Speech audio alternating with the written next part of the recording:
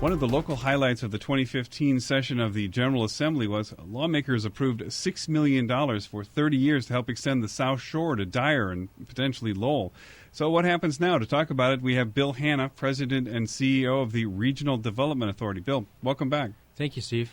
Glad to be here. I guess first, congratulations are in order. You've been trying to get this money for a very long time. Yes, yeah. Glad to finally get there. So you've got what you need. You got the $6 million. So does this mean we're going to see the trains running soon? Is this it? Is this what you needed? It's now clearing the way? Yes, and really we were after a bigger package. You know, when we first went down there, and it turned out very well. It was just a little different than we thought in the beginning. So we were looking for closer to $10 million a year, and the reason is that we wanted to have transportation-oriented development, or TODs, as it's known, which is really where a lot of value comes out of these things, where you have a mixed use around a train station. That part was not included. And so we were looking for more of a $10 million for 10 years type of model, and what we got was 6 for 30, or $180 million to go to the Westlake extension. So this is a better package. It's more money, but what it really does is shift now the attention onto A, building the train, and B, working with the communities to do the TOD projects on the existing line as well as the new line. Before we get to what might be around the train line, talk about the train line. This is a $571 million project. Right. You're getting $180 million from the state. Where's the rest of the money going to come from? Right. Well, we've raised some money locally. So I have to commend Lake County as an example that put $2 million of its seeded funds in this county economic development income tax money. And the great thing about this project, so you have a little over 3 collected already. We're trying to get 8 from the locals. There are some communities that have expressed interest in coming on board, a little bit down the road here. RDA has committed 8 as well. So we're getting very close to having all of the money in line to be able to do the bond issue to support the $571 million project. Now, half of those dollars are going to come from the federal government. So this moves to Washington now. That's right. So now we move into working with the FTA to really secure what they call New Starts dollars, which is that half of the federal funds required to build the train. This is the money that Congressman Visclosky has been promising was around since, the 90s, maybe even since the late 80s, that right. He could get this if there was a match for it. He's been asking right. for this for a very long time. So really, it's now up to the congressman to come through with that pledge? Yes, yeah. Like you say, the attention shifts there. Congressman Visclosky is in a great position to do this. He has seniority, a lot of experience with transportation and other issues. So we feel good about it. But, that going back to the local involvement, it's so important because you have to remember this is a competition, a federal competition for dollars. So you're in a pile with other opponents possibly or contenders for money. And so the state's action really strengthened our position. They want to see long-term, sure dollars, and this gave us those things. The RDA is bringing that to the table. And then they want to see wide support from communities. So as we collect, some more obligations from the locals, the better and better our application looks, and it looks really, really strong right now with the state's contribution.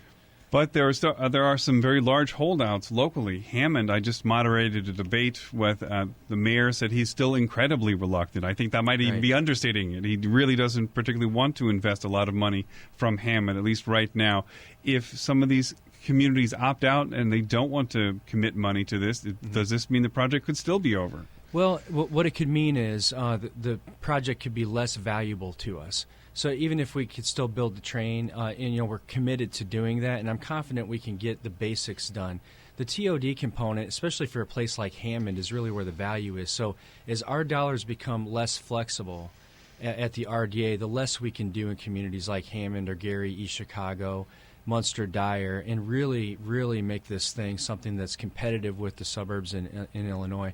And I'm hopeful, and I'm also confident that, we can do a better job of showing values for those communities. And getting past this hurdle with the state, I'm hopeful, too, will compel them to say, look, there's a real commitment here. It's solid, and now it's time for our community to come on board. I'm just asking, if East Chicago decides, no, we don't want to put money into this, if Hammond decides, no, we don't want to put money into this, could that stop the project from happening at this point? Or is now there enough momentum and money that it's really up to the feds? Yeah, I think that there really is enough momentum and money to get the basic Westlake Corridor expansion underway and going. Again, what we lose, though, is Hammond, again, as an example, extensions to Wolf Lake Park. I know that's in their agenda. the cities don't necessarily have the money to do those sorts of things. Again, the TOD value, mayor's talked about 2 big stations up there, one which would really benefit Purdue. Those are the kind of things that bring the middle class back into your community. Those things would be off the agenda for us financially if we had to obligate even more of our revenue to this project. So what are we looking at now? A project that's going to have a couple of different stations, one in Munster and then Dyer, and probably go down to Dyer at this point, not down to Lowell? Right.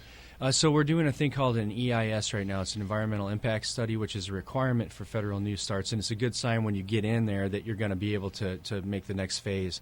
It contemplates station locations, and it gets a little complicated because what you want to do, and I've heard comments about this too, you get concerned that you're pulling riders off of the Hammond station to put on a new station, south of there. And what we really have seen in Illinois is that a lot of people don't ride the South Shore because it's at capacity. So you make room for seats and you bring people back. The other thing that we see in places like Hammond or Miller is that they go and they park and they go home and they don't spend money. So what TOD will do in those places is answer the question of how do we extract the most value out of those things? How do we drive economic development and spending? We talked about downtown Valpo a little bit before this and some of the changes there. When people get off the Chicago Dash there, they tend to stay in a greater number and take advantage of the downtown, whereas some of the places I'm talking about, people are getting in a car and just driving home. But that's really just kind of, there certainly the city has spent money in a place like downtown Valparaiso, but they're not building buildings down there. Those are just the existing buildings, and people are opening up restaurants. Isn't it really just kind of up to these communities at some point to just sort of build up their own downtowns? Yeah, and that is the point. So you want to have an anchor to build your downtown around from, and what TOD is that. Just like the old trains running west, and you have a stop or an expressway with an exit ramp. What this will do is provide that. So the condition of the area around the ramp is going to be critical as to, do I want to invest there as a business person? And so you're right, Hammond has great building stock already. It has some historic-looking things. There's some opportunities in downtown. With the right kind of anchor, with the restyling of those things, and the attraction of the real estate market from Chicago, you could really generate a new economy with older building stock. Right. So, the question is, how soon will this happen? So timeline-wise, we're going through the EIS process. That'll wrap up here early next year, roughly. Anticipated time for construction would be 2018 to start on the West Lake, and by 2023 have the train up and operating. 2023. So, how soon will we know before we're going to see a train in 2023? How soon will we see an approval? Well, at a minimum, it's going to be after the EIS is wrapped up. As you know, with the federal government, everything is in a process. So we have to go through this step first. We'll enter the New Starts program application process, and then we'll get a determination after that. So I'm hopeful within the next couple of years. But there are signs that indicate you're in the right spot along the way. I don't think it's just a clear yes or no. So, we're pretty positive about the direction we're getting. We're positive about the response we're getting from the FTA, the involvement, and even in the EIS to say, the signs are there to say that this is pretty much underway. And what about the contention of some folks in along the existing route that say you're just going to simply pull development away from us? You're going to increase that outward migration to places like Munster and Dyer. Right. Yeah, what I'd say is I don't mean to stay on the same argument here, but the key to that, and you said it very well, is to redevelop your own opportunities. So the competition for Hammond really isn't Munster in terms of real estate. It might be Oak Park, though. If you look at a ring around Chicago, so for Hammond to look and say, who is my neighbor across the border that I really compete with for that 27-year-old person that wants to leave the Loop and have a bungalow-style house in a decent community with lake access and a quick commute to downtown. That's really Hammond's competition. So what things do you have to do to keep those demographics there or to attract them over to you as an option? To have a real estate agent say, have you checked out Hammond? Have you checked out Miller? So a lot of that happens with TOD because the millennials especially, they don't want to have the cars. They want to be able to walk. They want to be able to get to downtown quickly, use public transportation. So the thing is, even if you pull off existing that don't spend as much, the goal is to replace them with people who want to move into your community and spend money on a more frequent basis. You may see people move south towards Munster, but the idea is to bring more people in from the whole Chicago metro market. Right. I would tell you a lot of those people aren't spending money in the community right now. They're getting in their car and going home. So We need to work. The communities need to own the process with us in partnership, as you said, commit to the idea of having a renaissance in those areas. And it's been done in Chicago. That's not an impossible concept. There are similar communities over there that are thriving right now because of projects like this. All right. Well, it's exciting. This looks like after all these years that this might just actually happen. Yeah, it's great to see everybody pull together and get a result like this. I'm very encouraged by it and just happy that we got so much support, from so many different groups and people along the way. All right. Bill Hanna, President and CEO of the Regional Development Authority. Thank you so much for being on. Thank you, Steve. Appreciate it.